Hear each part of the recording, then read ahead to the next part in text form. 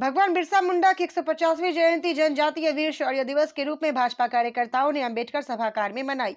इस अवसर पर डॉक्टर दयाशंकर मिश्र, दयालु राज्य मंत्री, स्वतंत्र प्रभार ने भगवान बिरसा मुंडा के चित्र पर पुष्प अर्पित करने के बाद उपस्थित जनजातीय समूह को संबोधित करते हुए कहा, 150वीं जनजातीय गौरव दिवस के रूप में जयंती मनाई गई। मंत्री दयालु ने कहा, जनजातीय शौर्य की शान धरती आबा बिरसा मुंडा भगवान ऐसे नहीं कहलाए, अपितु 25 वर्ष की अवस्था में ही उनके संघर्ष देश और समाज के प्रति बहुत ही संघर्षशील रहा। जिस प्रकार हम सरदार भगत सिंह और गांधी के बलिदान को याद करते हैं, उससे पूर्व उनके संघर्षों और गौरवशाली गाथा को स्मरण रखें।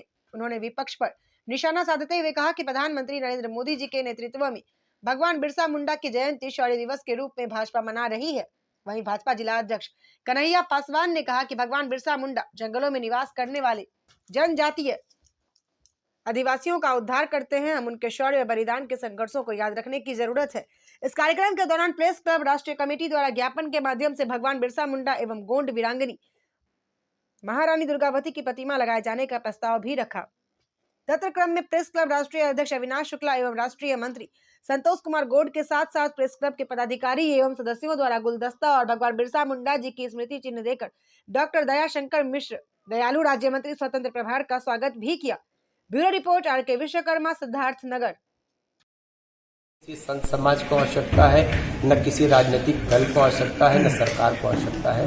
वो स्वतंत्र है, क्योंकि इस देश में लोगों को अपनी बात कहने का अधिकार है और वो जितने बड़बोले तरीके से धर्म की आलोचना कर रहे हैं, व्यक्ति की आलोचना कर रहे हैं, सनातन की आलोचना कर रहे हैं, मुझको लगता है कि समाज ने उनकी बातों को गंभीरता से लेना छोड़ दिया। संबोध सांसद वर्ग कर रहे हैं, हम वंदे मातरम नहीं करेंगे।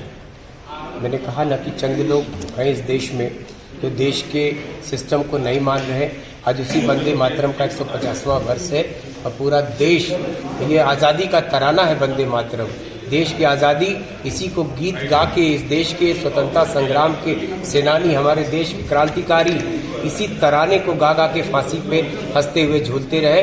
तो कोई एक व्यक्ति न करे, कोई एक समाज न करे, तो मुझको लगता है कि देश की आदिवासी विकास सेवा संस्थाओं द्वारा आदिवासी जननायकों का लगातार प्रतिमा